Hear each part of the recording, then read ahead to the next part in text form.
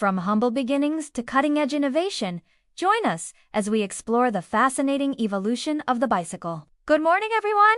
It's me here at the Smithsonian! And today I'll be taking you on a journey through time to explore the incredible evolution of the bicycle. You know, that two-wheeled contraption that has become an iconic symbol of freedom, adventure, and yes, a little bit of exercise. Our story begins in the 1810s with a bumpy, uncomfortable ride on something called the bone. Picture this: a wooden frame, solid rubber tires, and a seat that was basically a plank of wood. It was heavy, it was awkward, and it didn't even have any gears. But hey, it moved. And for those early pioneers, that was a start. But then came the running machine patented by a Scottish carpenter named Macmillan in 1839. This bad boy featured a crank and a set of pedals attached to the front wheel. And get this, it had gears. The gears were connected to the rear wheel via a chain, making it much easier to keep moving forward. However, the real breakthrough came when someone decided to attach a steering mechanism to the front wheel, transforming the Boneshaker into a more recognizable form, albeit still without any suspension. By the 1860s, manufacturers were experimenting with materials like cast iron for the wheels and pneumatic tires filled with sawdust. Yes, sawdust. They were softer than solid rubber, but not quite as bouncy as modern inner tubes filled with air. Then in 1885, the Rover safety bicycle hit the scene. This beauty boasted an all-metal frame, a diamond-shaped crossbar, and, most importantly, equal-sized wheels. No more fighting the front wheel as it bumps along the road. This design paved the way for mass production and standardization,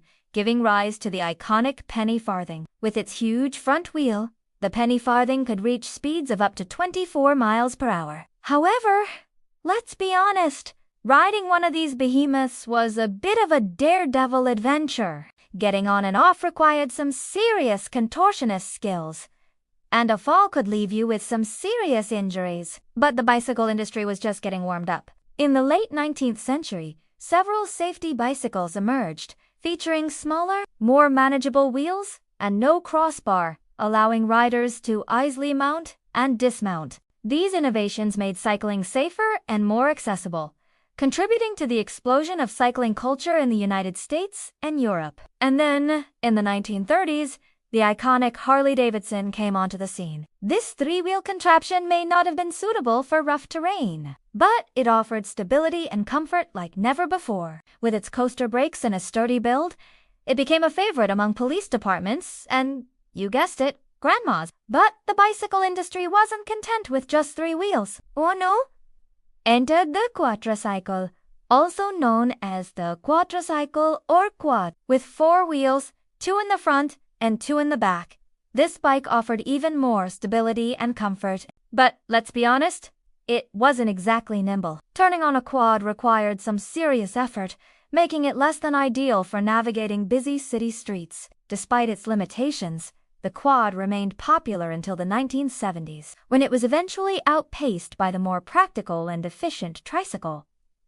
But the story of the bicycle doesn't end there. Oh, no. In the 1950s, a Dutch engineer named Frits Barendrecht set out to create a recumbent bicycle, a bike that allowed the rider to sit back and relax in a reclining position. His invention was not only more comfortable, but it was also faster and more energy efficient. However, the big breakthrough for electric bikes came in the 1990s, when battery technology improved and electric motors became smaller and more efficient. Suddenly, hills and headwinds were no longer a daunting challenge. Riders could cover longer distances with ease, making cycling a viable option for commuting and long-distance travel. Today, e-bikes come in all shapes and sizes, from sleek and speedy road e-bikes to rugged mountain e-bikes. Some even have built-in suspension, GPS, and mobile device integration. So the next time you hop on your bike and go for a ride, take a moment to appreciate the ingenuity and innovation that went into creating this amazing machine. From the humble beginnings of the Boneshaker to the cutting-edge technology of today,